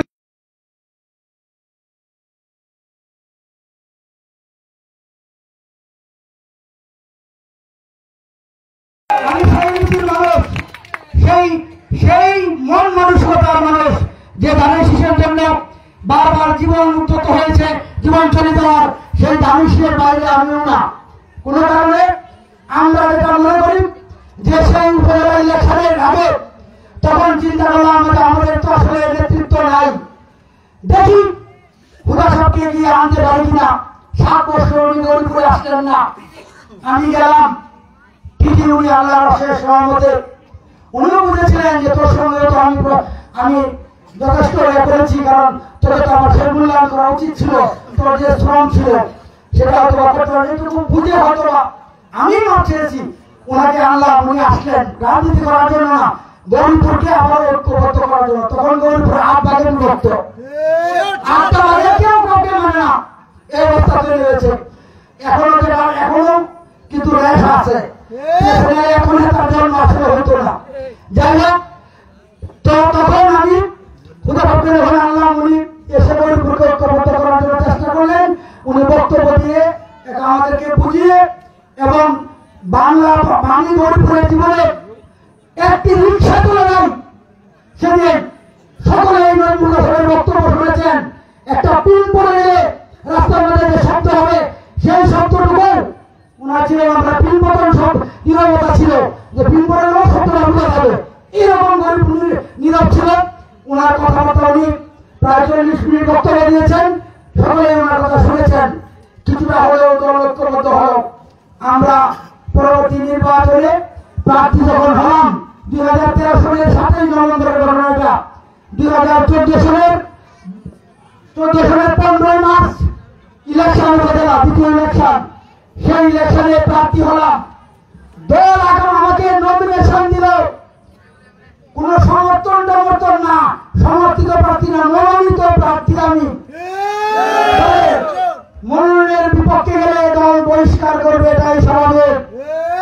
উনি আমার বিপক্ষে আরেকটা মনোনয়ন দিয়ে দিলেন, দল ক্ষমা করলো। নির্বাচনের একদিন আগে উনি কি করলেন, নিজে সার্জেন্ট মকবুল এবং ইয়ার ওই যে আমি বলে দেই শামসুল হক, শামসু বিপি শামসু, দুজন কিন্তু প্রার্থী ছিলেন। একজনের হলো উড়োজাহাজ আর একজনের হলো ঘোড়া, হেলিকপ্টার। আর প্রার্থী ছিল হেলিকপ্টার। হেলিকপ্টারের জন্য আর একজনের হলো ঘোড়া। তো তাদেরকে বহিষ্কার করা হলো, দল বহিষ্কার করলো। ঠিক আগের দিন যেদিন প্রচার শেষ, দেখেন কত কষ্টের বিষয়, যেদিন প্রচার শেষ মানে আজকে প্রচার শেষ, 13 তারিখ মনে রাখেন, 13 তারিখ উনি লিফলেট বিলি করছেন। কি বিলি করছেন? উনার গাড়িতে এক ধরনের লিফলেট, আমরা তো শুনছি যে লিফলেট বোধহয় কারো প্রচারে নামছেন, উনি প্রচারে নামান নাই। আমি ওই যে বহিষ্কার, যে তারা দুজন বহিষ্কার হলো, যে মকবুল সাহেব এবং ওই শামসুল হক শামসু, ওই দিন লাস্টের দিন উনি এই বহিষ্কারের বদলাইয়া মানে স্মারক নম্বরের একটা অক্ষর বদলাইয়া উনি নিজে কাগজ বিলি করছেন, আমি বহিষ্কার। দল আমাকে মনোনয়ন দিচ্ছে, আমি বহিষ্কার। মানুষ বিপ্লব চারদিক থেকে ফোন আসা শুরু করলো, বিভিন্ন বাজার থেকে বাজারে বললাম একটা ছবি তুলো। আসলে তৎকালীন তাৎক্ষণিকভাবে তো উনি বাজারে বসেন না, গাড়ি থেকে উনি কাগজ বিলি করছেন, নিজের হাতে বিলি করছেন। উনি এই কাগজ বিলি করলেন, কত বড় লজ্জা, জালিয়াতি করলেন উনি। আমি তাৎক্ষণিকভাবে এটি দেখে তৎকালীন সময়ে দায়িত্বে ছিলেন যুগ্ম মহাসচিব রিজভী সাহেব, আমাদের মনিটরিং এর দায়িত্ব ছিলেন। ওনাকে আমি ফোন দিলাম যে ভাই এই ধরনের একটি কাজ হয়েছে, আমাকে নাকি দল বহিষ্কার করেছে, এই কাগজটা এখন ফ্যাক্সে পাঠাও। আমি ফ্যাক্সে ওনাকে কাগজটা পাঠালাম। ও তারা যখন জিজ্ঞেস করলেন স্মারক নম্বর মতো, তো আমি ওনারা ওই যে লাস্টের যে স্মারকটা মনে আছে 72, পরে বলতেছিল 72 স্মারকে তো কোনো বহিষ্কার কোনো কিছু নাই। ওই যে আমার যে 71 স্মারক লাস্টের নাম্বারটা, পরবর্তী চিঠি, আমার চিঠির পরের চিঠি তারা ঘুরে আনছে, এই সব এটা প্রমাণ করতেছে 72-এর জায়গা 71-এর জায়গা 72 লেখছেন, মানে স্মারক বলে গেছে, এই স্মারকে কোনো বরখাস্ত নেই। ওনারা মনে করছেন যে এটা সিরিয়াল নাম্বার লাস্টের বিষয়টা, ঠিক আছে। যখন অপরাধ অন্যায় কেউ করে তখন কোনো না কোনো প্রমাণ রেখে যায়। উনি বললেন কাগজটা পড়ালেন, আমাকে কি করতে হবে? আমি বলছি আপনি আর একটা চিঠি লিখে দেন। উনার চিঠি লিখলেন যে এরা দলের কেউ না, যে তাদের মুখে যে বিভ্রান্তিমূলক কাগজ ছড়িয়ে দেওয়া হয়েছে, সেই কাগজটি ভুয়া এবং সিগনেচার জাল করে কোনোভাবে করা হয়েছে, তাদের সঙ্গে কেউ যোগাযোগ রাখবেন না। সন্ধ্যা পার হয়ে যাচ্ছে, চিঠি আস্তে আস্তে উনি চিঠি পাঠালেন ফ্যাক্সে। আমরা সংগ্রহ করলাম, সংগ্রহ করতে রাত্রে 8:30-9টা বাজে, 12টার পরে আর প্রচারের সুযোগ নেই রাত্রে। তাহলে আমার এই কাগজটা যদি আমি জনগণকে পৌঁছাতে যাই যে আমি বহিষ্কার হই নাই, কেন্দ্রের চিঠি এটাকে পৌঁছাতে যাই, আমার সময় নাই। আমি তাৎক্ষণিকভাবে রামগঞ্জ থেকে আরম্ভ করে সমস্ত জায়গায় যেখানে ফটোস্টেট মেশিন আছে, আমি সেগুলো ফটোস্টেট করলাম, করিয়ে সবাইকে বললাম যে রাত্রে মানুষের ঘরের সামনে দিয়ে আসো, যাও, না বলে নাই ঘরে দিয়ে আসো। মোটামুটি একটা প্রচার হলো। পরদিন সকালে ঘুম থেকে উঠে অনেকে দেখলেন যে একটি কাগজ রিজভী সাহেবের স্বাক্ষরিত, এই কাগজ ছবিতে এই কথা লেখা। ওনারা তখন আমাকে অনেকে ফোন দিয়ে বলেছেন যাই কিছু করো, ভোট দেওয়ার সিদ্ধান্ত আপনাকে আমরা নিয়ে নিয়েছি, সুতরাং এটা যতই কিছু করো ভোট আমরা আপনাকে দিব, এটা সিদ্ধান্ত। যদি কাগজ নাও আনতেন তবুও আমরা ভুল হলেও, আমরা দলের বিরুদ্ধে যদি ভুল হয়ে যেত তারপর আপনাকে ভোট দিতাম। দিলেন। আমি আল্লাহর রহমতে প্রায় 20,000 ভোটের ব্যবধানে পাস করলাম। 18 মার্চ ঘুম থেকে উঠে সকালবেলা সবাই ডাকাডাকি করতেছে, টিভিতে চায়া দেখতাম, দেখি ইঞ্জিনিয়ার ইকবাল সাহেব পরিষ্কার। আমি কাউকে কিছু বলিও নাই, আজকে যে কথাটুকু বলছি, বিগত 18 সালের নির্বাচনে আমি প্রার্থী হয়েছিলাম, আমাকে দল মনোনয়ন দিয়েছিল। আপনারা সবাই সংবাদ সম্মেলনের মাধ্যমে শুনেছেন। তারপরে আমার মনোনয়ন বদলে দিয়ে ইঞ্জিনিয়ার ইকবাল সাহেবকে মনোনয়ন দিয়েছে দল। আমি প্রথম মিটিং বালিয়াপাড়ায় এসে করি ইকবাল সাহেবের পক্ষে, ধানের শীষের পক্ষে। উনি আমাদের ওই যে ইলেকশন করবে একদিন ভাই, উনি তখন আমার এই অবস্থা দেখে যে লোকটার সঙ্গে করলো, প্রতারণা করলো বা আমাকে বিতাড়িত হলাম আমি মনোনয়ন পেয়েও, আমার কথাবার্তা শুনে সকলে পালিয়ে পড়ানোর জন্য বক্তব্য দিলাম, খালি গলা বক্তব্য দিলাম। উনি তাৎক্ষণিকভাবে মাইক ফিট করলেন। আমি বললাম মাইক লাগবে না, আপনারা দেখেন যে বক্তব্য আমি কি দেই, আমি কি পক্ষে দিই না বিপক্ষে দিই। ওরা হয়তো প্রথম ভেবেছিলেন যে বিপক্ষে কোনো বক্তব্য দিতে এসেছি। আমি এই শীতলায় 5টি মিটিং করেছি সারা গৌরীপুরে। উনার চেয়ে কমপক্ষে 10টা মিটিং আমি বেশি করেছি। এটার প্রমাণ চাইলে যে কোনো মুহূর্তে আপনারা নিতে পারবেন। মিথ্যা কথা বলা হয়, আমার নামে বিভিন্নভাবে বিভ্রান্তিমূলক কথা বলা হয় যে আমি নাকি নির্বাচন করে দেয়। ওনার পত্রিকার ফুটে, পত্রিকার আছে, সংবাদ আছে যে আমি কোথায় কখন ভোট চেয়েছি, ভিডিও আছে, যা কিছু আছে আমি দিয়ে দেবো।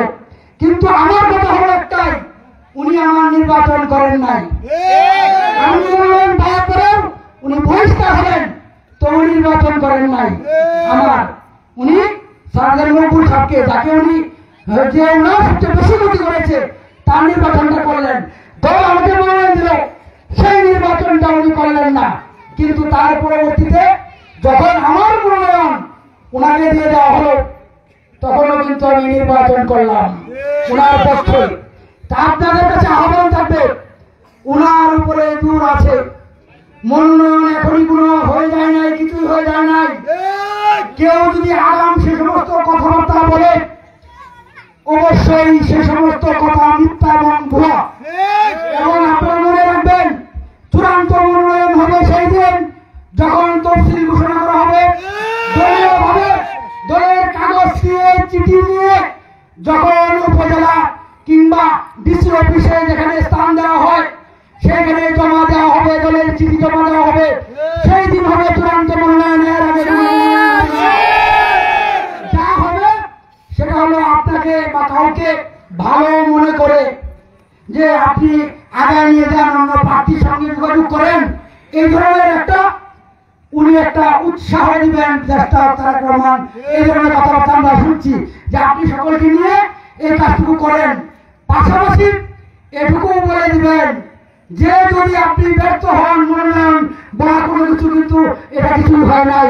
এবং উনি আমাদেরকে সেই কথা এই যে 26 তারিখে স্কাই দিতে বলেছেন, এটা এই ধরনের কোনো কিছুই না।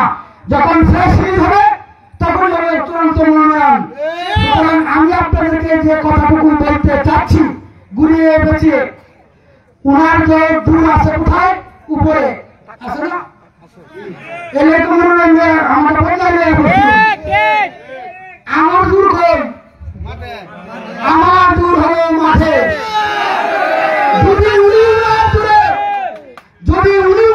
দূরে কোন সংকট পেয়ে ফেলেন, প্রশ্ন আল্লাহর উপর অগাধ বিশ্বাস এবং দেশটা তারেক রহমানের কার্যক্রম, কথাবার্তা এবং উনার যে ওয়াদা, সেই ওয়াদা অনুযায়ী আমার বাইরে মনোনয়ন দেওয়ার কোন কারণ নেই। চলেও যায়, উনার ক্ষমতা হলো উপরে, আমার ক্ষমতা হলো মাঠে। আপনারা যদি মনে করেন, দলের লোক যদি মনে করে যে মাঠে তাকে ঢুকতে দেওয়া হবে না, তাহলে অবশ্যই সেই মনোনয়ন পাল্টে যাওয়া কোনো বিষয় না। সুতরাং কোনো কারণ নাই। আপনার আছে নবীন, আমার আছে মাঠ, দেশটা তারেক রহমান মাঠ দিয়ে বিবেচনা করবেন।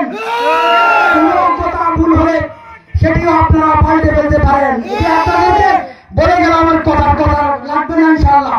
আমরা মনে করি যে সেটা লাগবে না। কিছুদিন আগে আপনারা শুনেছেন যে কেন্দ্র কমিটি করে ফেলছেন। শুনেন নাই? এখন কোথায় গেল কেন্দ্র কমিটি? এখন কেন্দ্র কমিটি বন্ধ, কেন্দ্র কমিটি করতেছেন না, ফাইল দাবি করেন রাজনীতির কারণে উনি। এটাই হলো কষ্টের, রাজনীতির তামাশা করেন উনি, বিএনপির লোককে বিভ্রান্ত করেন।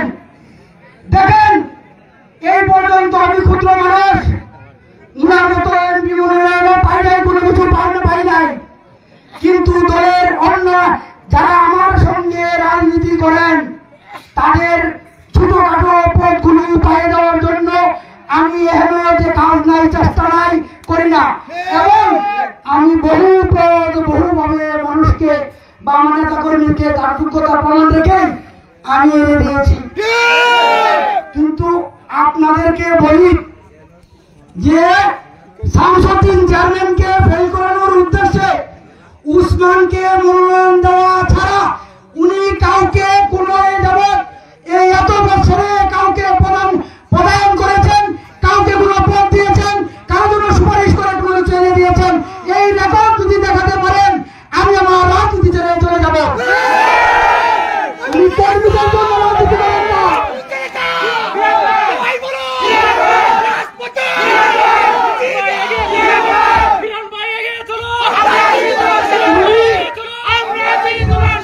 উনি দলের নেতা কর্মীদের জন্য রাজনীতি করেন না।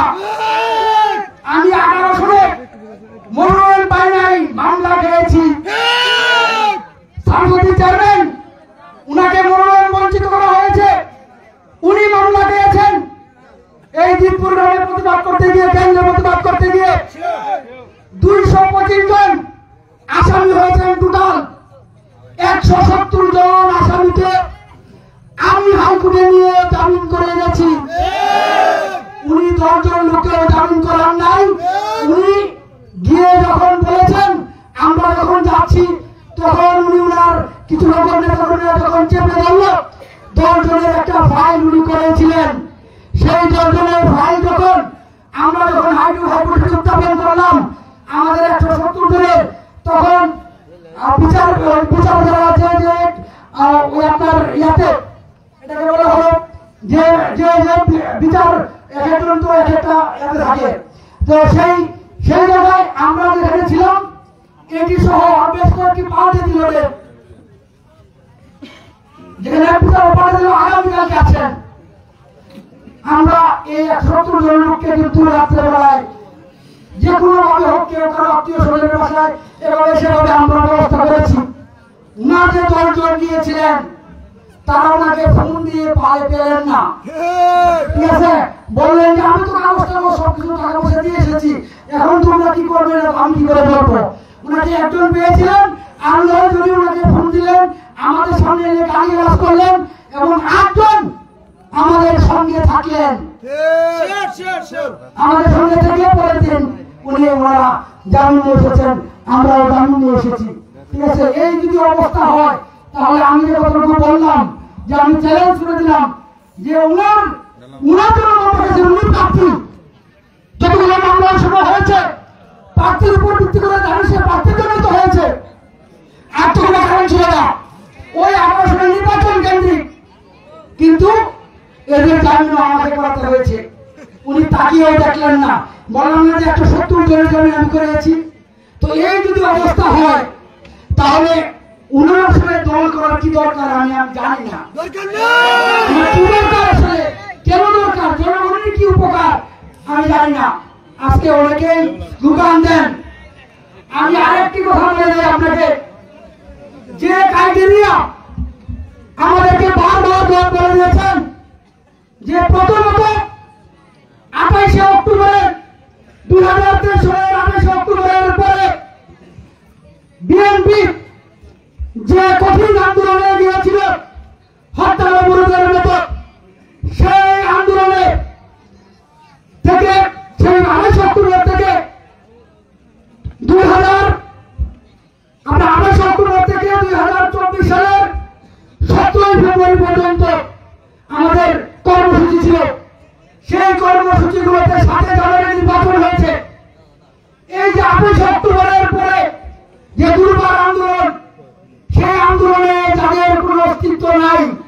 দল তাদেরকে মনোনয়ন দিবে না। দল বারবার এই কথা বলেছে। আমি আপনাদের সামনে চ্যালেঞ্জ করে যাচ্ছি, বাড়িতে একটি ইফতার পার্টি ছাড়া গৌরপুরের মাটিতে উনি যদি একদিনের জন্য ওই 28 অক্টোবর থেকে 17 ফেব্রুয়ারি পর্যন্ত সর্বশেষ অক্টোবরে আমি এসেছিলাম লিফলেট দিয়ে করতে গিয়ে নির্বাচনের পরেও, তো সেখানে একটি আন্দোলনে উনি থেকে থাকেন, আমি রাজনীতি করবো না। মনোনয়ন দেবে, আমি কি বলে আসবো যদি একটি প্রমাণ দেখাতে পারেন। এখন তথ্যগত ভুল বিভিন্ন কারণে কিছু হয়ে গেলে সেটার বিচার আপনারা করবেন। আমরা কত মনোনয়ন পাল্টে দেখেছি, ভুল মনোনয়ন দিলে জনগণ সেখানে ঢুকে দিলে পাল্টেও যায়। আমি মনে করি যে আপনারা সেটা পাল্টাতে পারবেন, অনেক সময় আছে, যার টেনশনের কিছু নাই। আপনারা আমাদের কাজ হলো দলের কাজ করা, আমাদের কাজ হলো এই কমিটিগুলো কিভাবে গঠন করা যায়। আমরা যদি পারি তো পারলাম, না হলে যেহেতু নির্বাচন আসন্ন সেখানে হয়তো কেন্দ্র কমিটির দিকে যেতে হবে। আমাদের যে দায়িত্ব দিচ্ছে, দায়িত্ব দিয়েছে যে আমরা কেন্দ্র কমিটি যাবো, কিন্তু সেটা এখনই না, তফসিল ঘোষণার পরে যাওয়ার কোনো সুযোগ নাই। তফসিল ঘোষণার পরে দল কেন্দ্র কমিটি দিয়ে যাবে। উনি কিন্তু সে একটি বরাদি করে তিনি পিছপা হয়েছেন। আমি যখন আহ্বায়ক হলাম 3 দিন আগে উনি বাড়িতে ছিলেন, উনি বলেছেন, আমি নিজের কানে শুনেছি, একজন আমাকে বলেছেন যে আমি ছিলাম ওই ওনার বাড়িতে গিয়েছিলাম, ওনাকে প্রশ্ন করেছি যে আপনার মনোনয়নের কি খবর, না আহ্বায়কের কি খবর। উনি বলেছেন যে আহ্বায়ক ওনার পকেটে।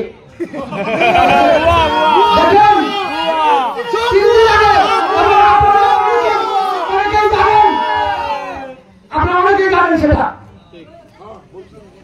যে উনি 3 দিন আগে বলেছেন আহ্বায়ক ওনার পকেটে। সিগনেচার করা হয়ে গেছে, ডিক্লেয়ার বাকি। এই সমস্ত আসলে আমরা আসলে যে কি বলে যে দই খায়া ফুল খায়া মুখ পড়লে দই দিকে ভয় লাগে।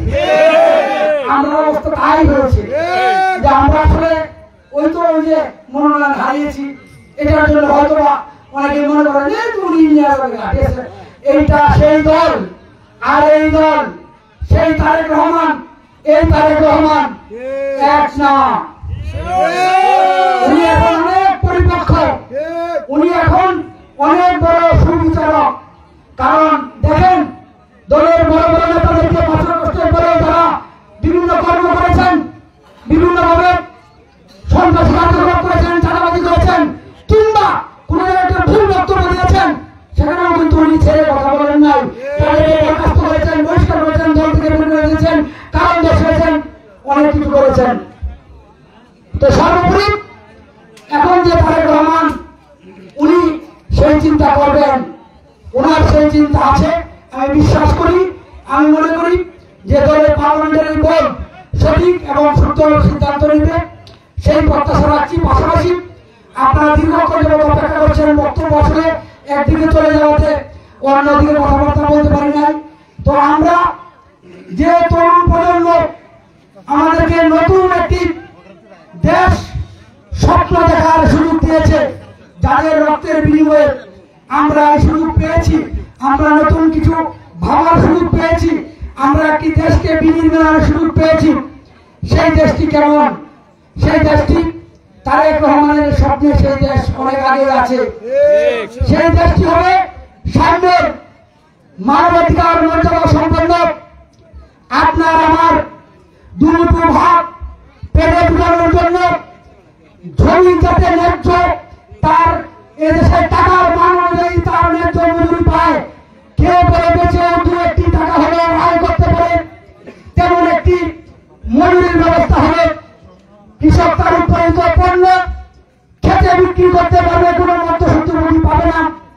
শিক্ষক তার শিক্ষকতা করবে, উপযুক্ত সম্মান পাবে, এবং তার সেই নীতি নৈতিকতা রেখে যে চলার ব্যবস্থা রাষ্ট্র সেই ব্যবস্থা করে দেবে। আমরা জানি যে 19 দফা অনেকের হয়তো মনে মনে থাকতে পারে যে 31 দফা 19 দফা শহীদ প্রেসিডেন্ট জিয়াউর রহমানের কোথায় গেল। এই যে 19 দফা শহীদ প্রেসিডেন্ট জিয়াউর রহমান দিয়ে গিয়েছিলেন, সেই 19 দফার আলোকে 2020-30 দেশনেত্রী বেগম খালেদা জিয়া 2016 সালে সেই 2020-30 ঘোষণা করেছিলেন। তারই আদলে যে সমস্ত দল যারা আমাদের সঙ্গে বিএনপির সঙ্গে যারা একসাথে থেকে দেশের বিরুদ্ধে আন্দোলন করেছেন, সেই সমস্ত সকল দলের মধ্যে বিনিময়ে আমরা দেখেছি 2022 সালে তখন দিয়েছিলেন, 21 সালে দিয়েছিলেন 27 দফা।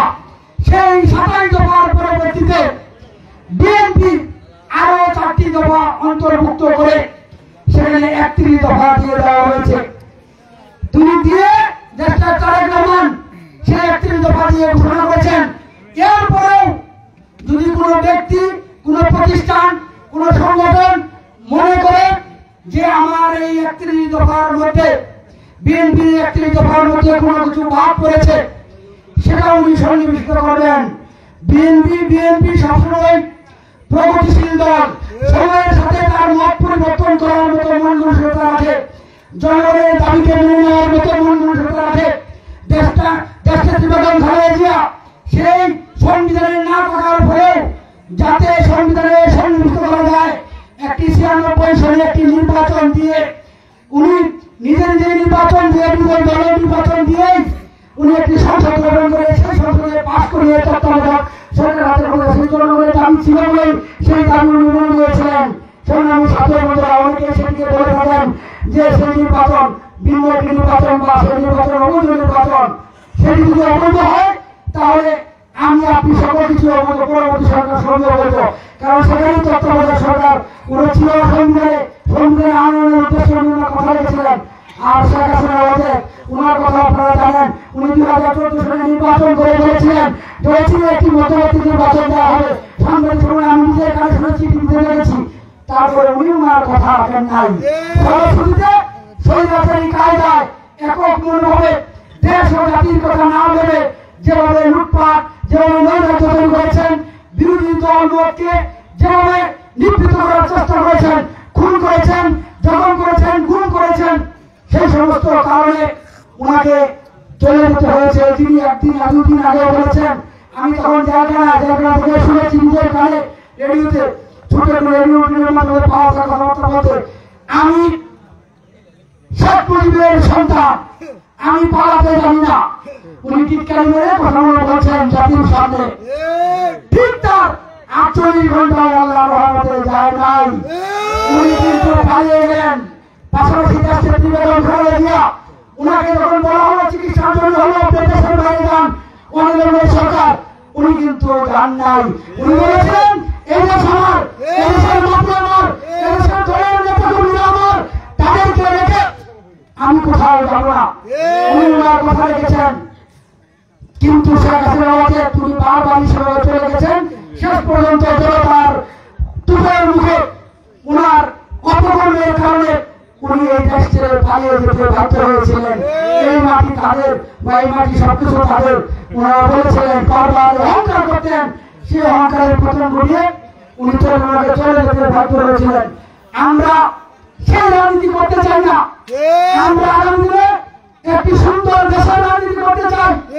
আমরা আগামী দিনে নতুন প্রজন্মে, তরুণ প্রজন্মে ভবিষ্যৎ যাতে থাকে, সেখানে যাতে ছেলেরা মেয়েরা নতুন প্রজন্ম যাতে এই দেশকে একটি যোগ্য, বসবাসযোগ্য একটি বাংলাদেশ আমরা গড়ে তুলতে পারি, সেই প্রত্যাশা রাখছি। এবং দেশটা তারেক রহমান সেই স্বপ্ন দেখাচ্ছেন। এখন যারা রাজনীতি করবেন, ব্যবসা করে সে রাজনীতি করছেন, তারা ভুলে যান যে ব্যবসার টাকা আপনি এখানে বিনিয়োগ করে পরবর্তীতে টাকায় লাভবান হবেন। দেশের অর্থনৈতিক অবস্থা খুব খারাপ। এই সরকার যে যদি হস্তান্তর করে পরবর্তী সরকারের কাছে দায়িত্ব দেয়, তাহলে সেই সরকার একটি তলামঞ্জুরির অবস্থা হবে। সেখান থেকে উত্তরণ করতে হলে সর্বপ্রথমে এই রাজনীতিবিদদের সৎ হতে হবে। এবং এই রাজনীতিবিদরা যদি অর্থনৈতিক করে, তাহলে এই দেশকে সেই কাঙ্ক্ষিত স্বপ্ন, সেই প্রেসিডেন্ট জিয়াউর রহমান যে স্বপ্ন দেখিয়েছেন, দেশটা তারেক রহমান যে স্বপ্ন দেখছেন, দেশনেত্রী বেগম খালেদা জিয়া যে স্বপ্ন দেখছেন, সেই স্বপ্ন আমাদের একমাত্র সফল হবে রাজনীতিবিদদের কমপক্ষে সৎ হতে হবে।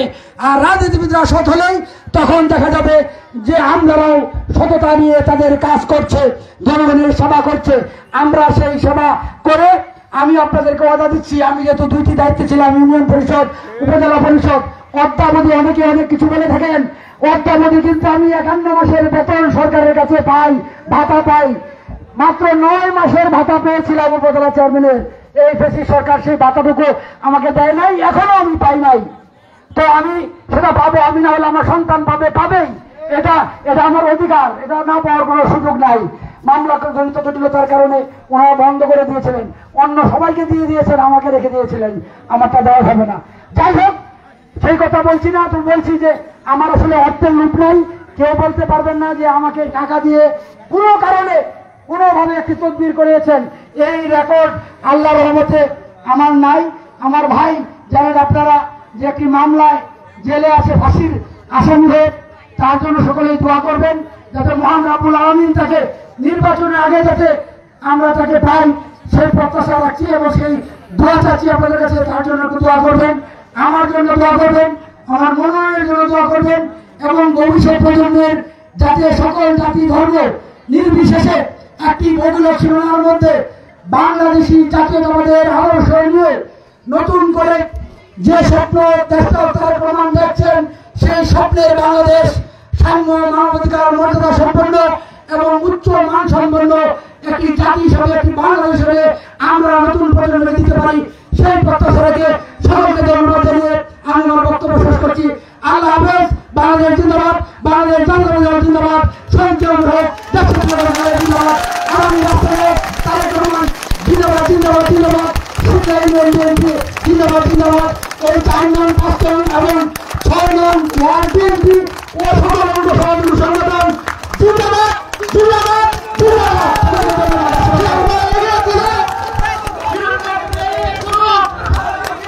একটা স্লোগান যাক, এই বাড়ি ভদ্রমহিলা আছে,